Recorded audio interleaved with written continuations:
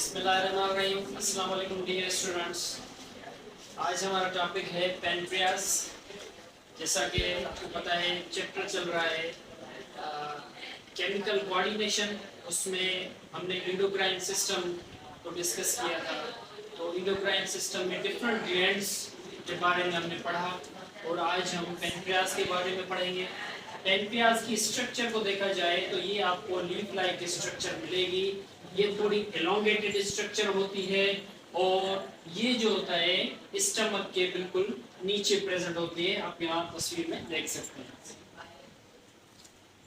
अच्छा, पैनक्रियास की एक खूबी ये है कि ये एंडोक्राइन ग्लैंड के तौर पर और एक्सोक्राइन ग्लैंड के तौर पर फंक्शन करता है। इसमें ड्यूअल फंक्शन है और आपको पता है कि एंडोक्राइन और एक्सोक्राइन में फर्क क्या है। एंडोक्राइन ग्लैंड वो होते हैं जो अपनी सीक्रेशन डायरेक्ट ब्लड में डालते हैं, ब्लड स्ट्रीम में डालते हैं, फिर ब्लड से ट्रांसपोर्ट होकर अपने टारगेट सेल पर पहुंच जाते हैं। और एक्सोक्राइन ग्लैंड की क्या खूबी होती है, वो डक्टेड ग्लैंड्स होते हैं, उनके साथ उनके सेल्स के साथ डक्ट कनेक्ट होती है। वो अपनी सीक्रेशन डक्ट की मदद से अपने टारगेट एरिया में डाल देते हैं।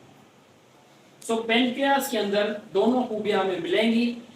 इसका 2% जो है वो एंडोक्राइन ग्लैंड के तौर पर काम करता है, यानी बहुत थोड़े से जो सेल्स हैं वो जो है एंडोक्राइन ग्लैंड के तौर पर काम करते हैं। तो हम सबसे पहले पैनक्रियास को एंडोक्राइन ग्लैंड के तौर पर देखेंगे।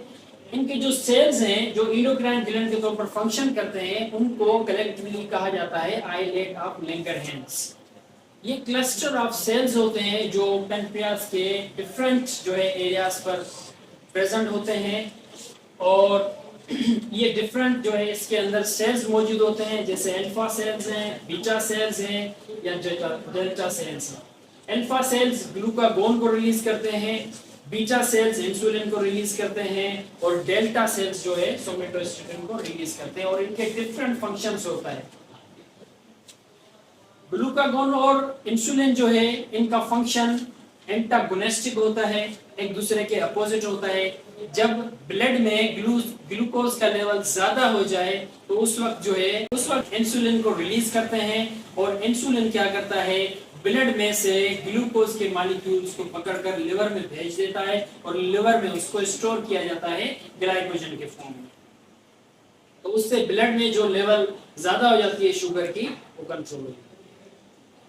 और ग्लूकागोन जो अल्फा सेल्स रिलीज करते हैं उनका फंक्शन क्या है, जब भी ब्लड के अंदर ग्लूकोज की लेवल कम हो जाती है तो उस वक्त ये लिवर के सेल्स क्या करते हैं, ग्लाइकोजन को ब्रेक डाउन करते हैं। उसके रिजल्ट में ब्लड के अंदर जो है ग्लूकोज के मॉलिक्यूल्स भेज दिए जाते हैं और ब्लड का जो शुगर लेवल है उसको कंट्रोल किया जाता है।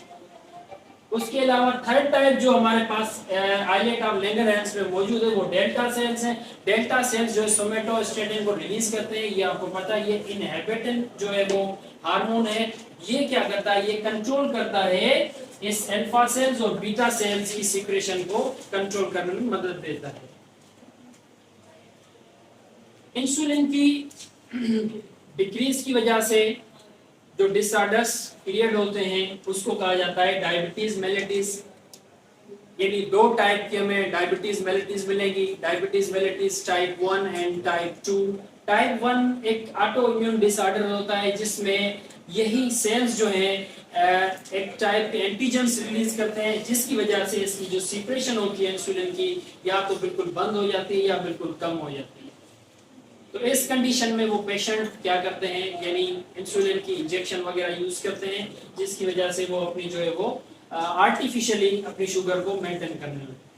टाइप 2 में क्या होता है, टाइप 2 में जो सेल्स होते हैं वो इस इंसुलिन को प्रोड्यूस तो करते हैं लेकिन वो इंसुलिन अपने टारगेट सेल पर नहीं पहुंचते।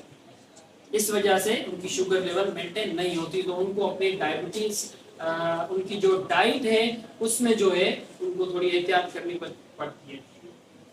नेक्स्ट जो है हमारे पास पैनक्रियास जो एक्सोक्राइन ग्लैंड है, 98% जो है इसका वो एक्सोक्राइन के तौर पर फंक्शन करता है, इसीलिए हम इसको जो है एक्सोक्राइन ग्लैंड भी कहते हैं।